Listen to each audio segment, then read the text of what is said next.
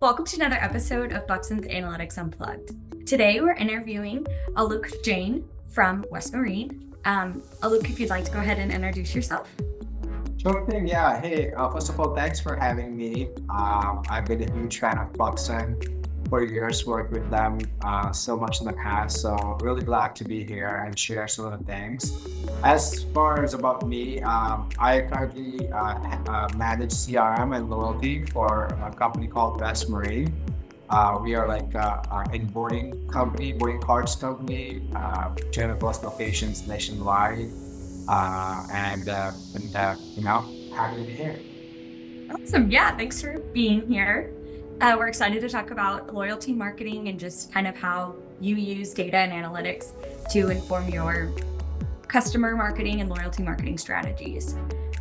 So we have a few questions that we've been talking about. So we can go ahead and kick it off.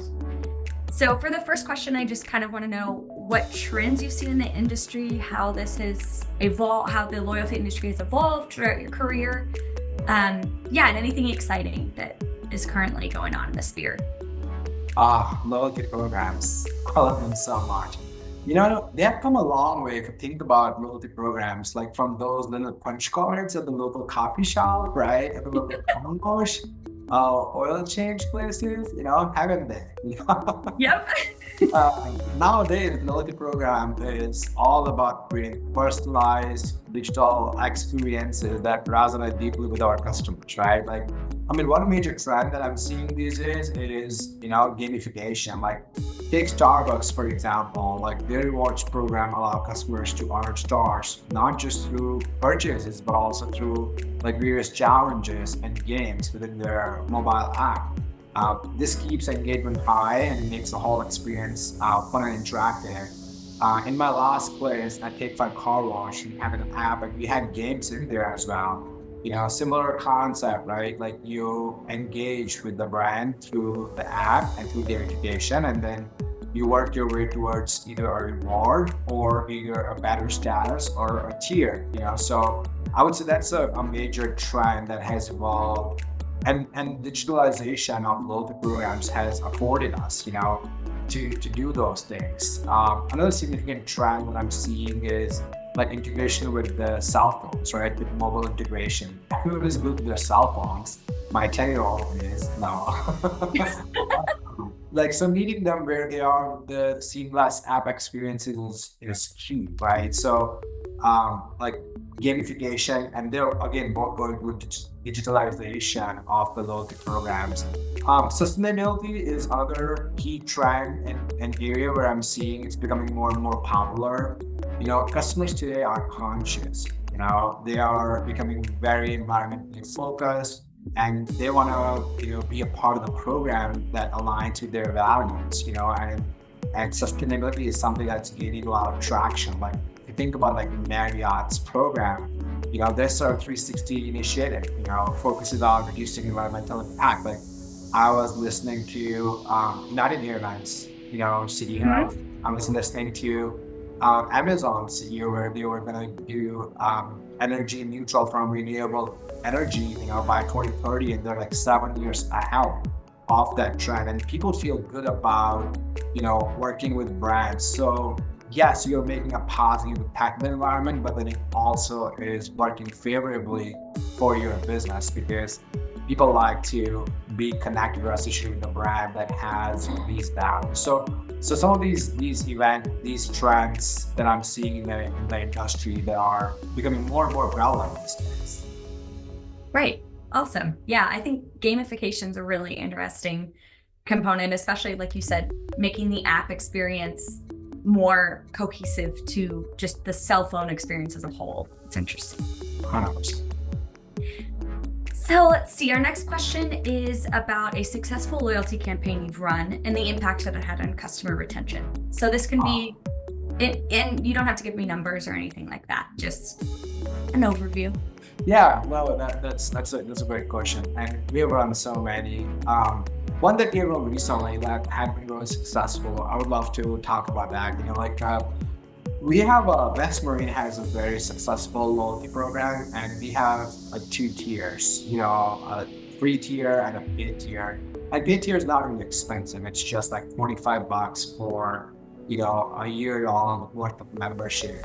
If you think about like other big box retailers like Walmart's is like $100. Sam's Club is $100. Costco, over $100. Amazon is $150. Yes, there is some value component that we don't have, like we don't have video service that Amazon provides, but our cashback is much more rich. Like we provide 4% cashback on our paid tiers. So we are always looking to, give customers back for the money that they're paying us, as part of being our paid loyalty tier program. So one campaign that we ran recently is our surprise and delight flash sale, right? Where we surprise them and delight them with a 2-day only, 4x points flash sale, right? If you think about like 4x points, right? It may not sound a lot, but we have 4% cashback on our top tier. 4x points is 16% cashback, like no brand provides that kind of cashback opportunity for our customers. And we are deeply connected with our customers, with our boilers community, that we are okay providing that kind of cashback opportunities for our customers through our loyalty program. We are constantly looking for ways to provide that value to our customers. So we ran it recently, the results were impressive. We noticed a significant, uptick in the loyalty activity after we ran this campaign. Customers love these types of surprise and delight campaigns. I mean, if you think about like, if you pay $25 and our like some of the products that we sell in our stores are pretty, like we buy electronics, it could be in thousands, right? So getting 16% cash back, like you pay for your $25 membership and for next 5 years, like one transaction, right? So we're always looking to surprise and delight our customers. We're always looking to add value into their membership experience. And some of these campaigns have been really successful for us, where we have surprised them with an amazing deal, an amazing offer on their budgets. That's awesome. How did you announce the surprise? Was that through email, online, text messages? We leverage all of our channels pretty effectively for these promotions, these surprise and delight promotions. Obviously, in some of these cases, we don't do any kind of in-store signage because like the concept of flash sale is, in some cases like they are planned, but in some cases they're not planned. In this case, it was not planned. So we did announce it through email channel. We announced it through our social channels, through our text channel, and then through also the website homepage banner. Email drives ton of traffic for us and to the website, right? So as we announced it through the email channel, we saw like a bunch of traffic to the website, wanted to engage with us on this offer and wanted to take advantage of the offer. Awesome.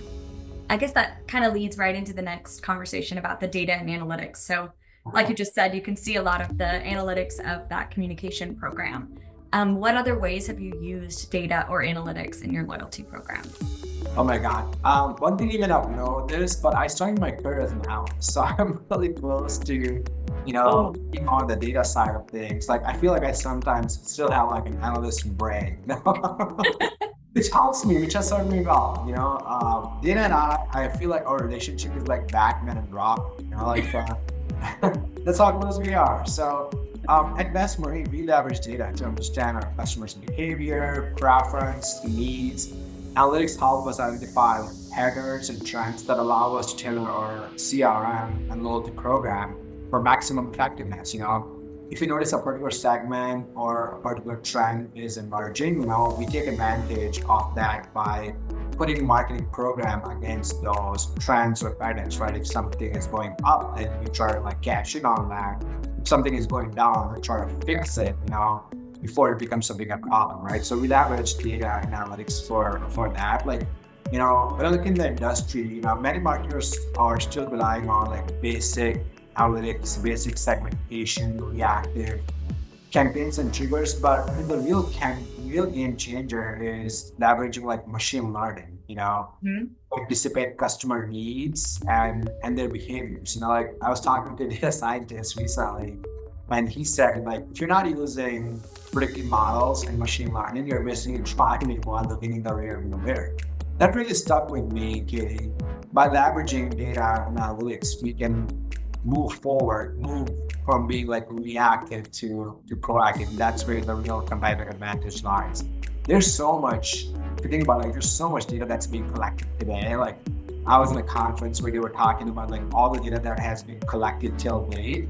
That's the same amount of data we'll collect in like the next 2 years. So imagine like for decades we've been collecting data, but in the next 2 years we'll collect the same amount of data, right? Like if used effectively, all of this data can be used to anticipate customer needs before they even realize, they have them. This proactive approach allows marketers to create more personalized offers, communication on a deeper level. So, at Vestment, we do that. We leverage data as our backbone for our campaigns, for analytics purpose, for attribution purpose. We leverage data to lead us to the next best action. So I'm very, very excited and very, I guess, proud to be able to part of the journey where we're not going with our gut feeling, where we're leveraging data and analytics to guide us,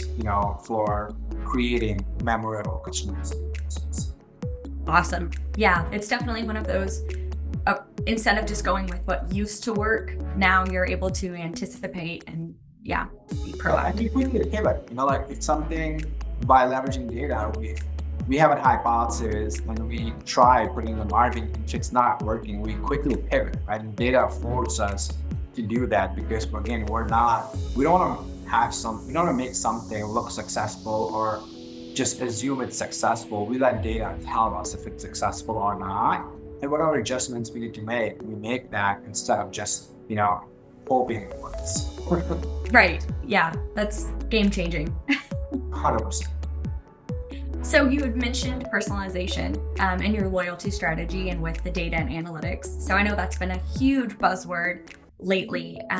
How have you seen that impacting your loyalty strategies? How do you really achieve personalization?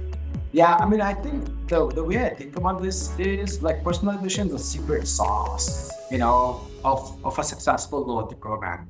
Customers want to feel special, like they should just not another number in your database. Leveraging customer data is we are able to create tailored experiences that resonate with each individual. For example, if you know like a customer's name, right? That's like start with that. Like start conversing with their name, right? Like it's so simple. If you know their loyalty tier, right? Start showing their loyalty tier. If you know their points, start showing their points. If you know like when their next reward is due, start showing them that. If you know what they recently purchased, show them products based on their recent purchase behavior. We were doing some testing where we were showing, generic recommendations versus where we were showing, personalized recommendations based on customers' purchase behavior. And you wouldn't believe, we noticed like more than 2x conversion rate when we showed, personalized recommendations. So you mentioned it's a buzzword, but I think it's a relevant buzzword because there are so many fads in marketing that come and go, right? Like personalization is something that is, again, making things more relevant. Like if we know what you just bought, and if I can show you products that go with that, that is much more relevant and personalized versus showing you generic products. Right.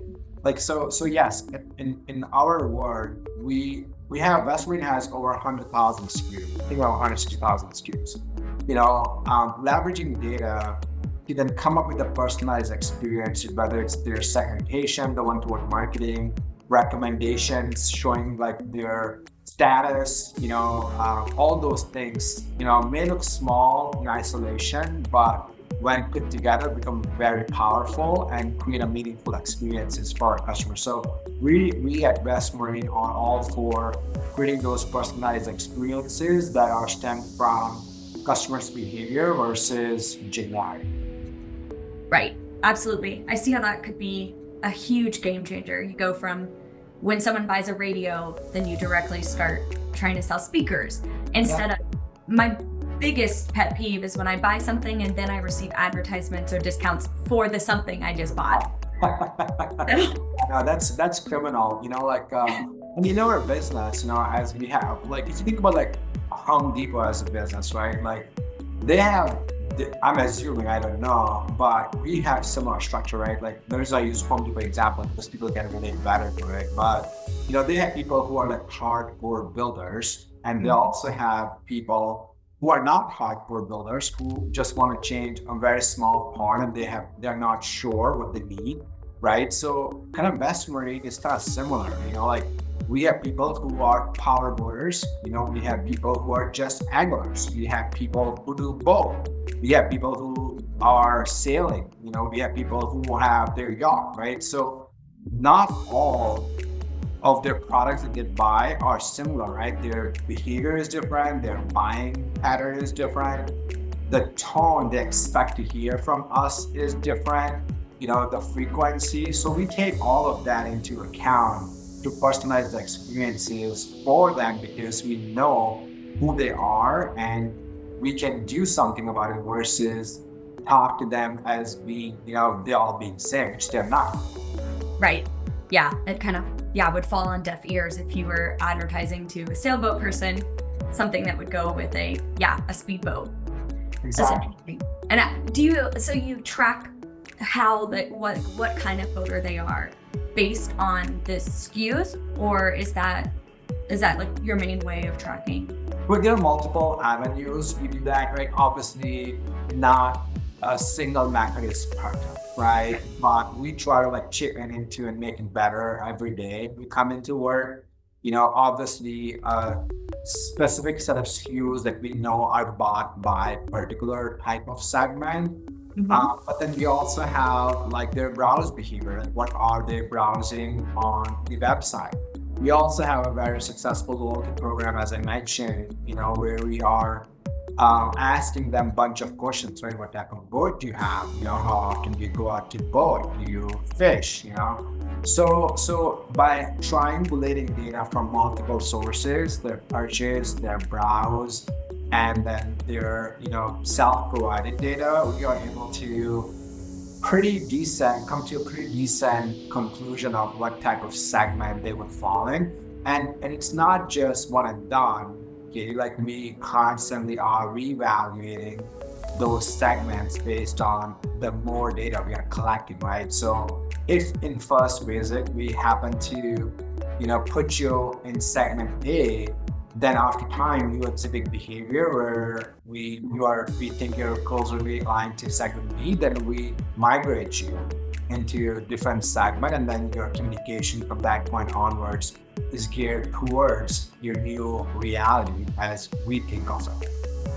Right. That's awesome. Yeah, it's definitely a living, breathing, that segmentation too. And like you said, it's so important in the personalization and knowing what to offer these people. 100%. Yeah. So I guess that kind of answers our next question, which was, how has technology influenced your approach to loyalty marketing? And are there any new tools or platforms you're excited about that are enhancing? Yeah, I'm going to talk about one new tool that it's kind of like not new anymore, like AI, but the technology is being a game changer, like it's moving so rapidly, it's like we have moved from riding bicycles to like driving sport cars. I love that. It's amazing like how fast it's evolving, like the MarTech stack, a few years ago, 8 years ago, I was in my CMO's office and she said like there are like 5,000 MarTech companies out there. And I don't know how many are today, but if I had to guess, I would say easily 10, 15,000 MarTech companies are out there. Yeah. I mean, I don't know, but it's a lot faster, right? One of the biggest influences that I would see from the tech perspective has been the rise of AI and machine learning. There was like a notion out there that AI will take the jobs. I completely do not believe in that.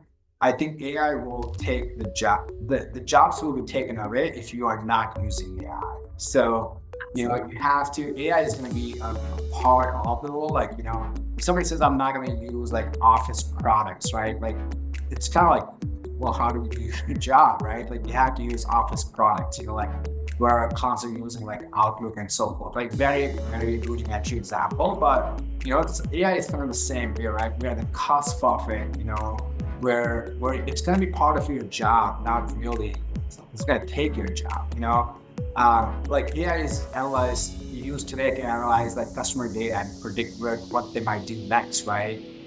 It can also have a context that a typical like rule-based marketing did not have the context. Like if somebody's buying flowers, but they're also looking for like a get well soon greeting card, then you can put two and two together, right? Like versus somebody's buying flowers, like in the past, like there was no context. They could be buying for their anniversary, for somebody being sick, or just going to meet somebody, whatever, right? Like, but now AI can put the context together and be more relevant with the communication and the recommendation.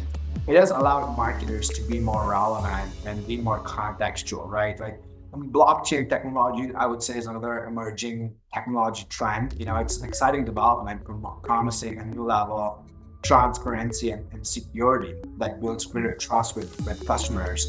A system where customers can track their points and rewards in real time and knowing everything is secure and tamper-proof. And AI, as I was talking about earlier, like I feel like it's already transforming the landscape in a significant ways, But I think we're just scratching the surface. The real potential lies in using AI to create truly dynamic, real-time experiences. Imagine a world where every interaction is instantly personalized, based on the context, preferences, behaviors. It's not just about sending the right communication at the right time, but about anticipating needs and providing values in the moment. I was reading an article by an AI researcher, and he said the future belongs to companies that can harness data and AI to create frictionless, hyper-relevant customer experiences. And it's an exciting frontier, but it also requires a deep commitment to data analytics and bring the customer first.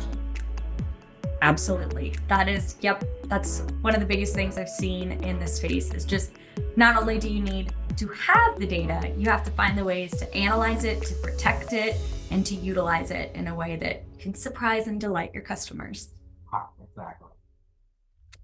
So what do you see as future trends? I mean, in addition to the increased reliance on AI, which at Buxton we love to say that like AI is the way that you identify those patterns in customer behavior that you can't see as a person. And especially as you say that the data is like we have exponentially more data than we can even know what to do with as people. I feel like those systems and that AI is able to kind of translate that into actionable human data. Is that something that you see continuing and ramping up as we go? I would say yes. I'm looking into my crystal ball. So, I mean, I see a future where loyalty programs are even more integrated into the overall customer experience. It's not just about like earning points and rewards. It's about building a lasting relationship with the brand that feels natural and seamless. One trend that I foresee, and some brands have successfully done that, is the continued use of AR, augmented reality, to create immersive loyalty experiences, right? Like imagine a world where you can put on your like VR which headset and experience being in the store, right? And then clicking, tapping a product that then something that added to your digital card, and then you can just have an experience like you're walking in store and looking and browsing products, but you're basically browsing a digital store, right? And then you can see products in your living room, like furniture, like Amazon has done that very successfully, where they show how this will fit into your living room, from the dimensions perspective, from the look and feel perspective. So I think that would be the future trend, is more like, I guess, elevating the use of AR, which is powered by AI as well, right? Like And another trend that I feel like will emerge even more is sustainability, as we're talking about early on. Customers want you to support brands that care about the planet. So integrating eco-friendly rewards and initiatives into the loyalty programs will be the key. Lago is another great example. They have done a really good job in going in this direction where they encourage recycling of Lego bricks and using sustainable materials and they also use sustainable materials in their products and packaging, right? So, just stay ahead, Westbury, we are also planning to keep innovating and listening to our customers. We'll continue to leverage the latest tech, investing in analytics, and most importantly, stay true to our mission, to deliver exceptional value to our customers. It's all about staying involved and being willing to adapt ever-changing landscape of customer expectations and technological advancements. Fantastic. And yeah, data and analytics is definitely how you predict those type of changes and are able to be proactive, like you said. What? Fantastic. Well, I think that about wraps up. I don't have any additional questions. Do you have any final thoughts? No, as I said earlier, really happy to be here, excited to be part of your loyalty series. Hopefully I was able to add value for the listeners and able to provide some insights into how we work at Westbury and how we think about our customers. This is an exciting frontier. This is all about loyalty programs or NCR programs should never be about the brand. It should always be about the customers and how can we be more empathetic and add value into customers' life. At Westbury, we strongly believe in that mission and working, every day towards, fulfilling and living that mission for our customers. To learn more about Buxton, visit our website at buxtonco.com.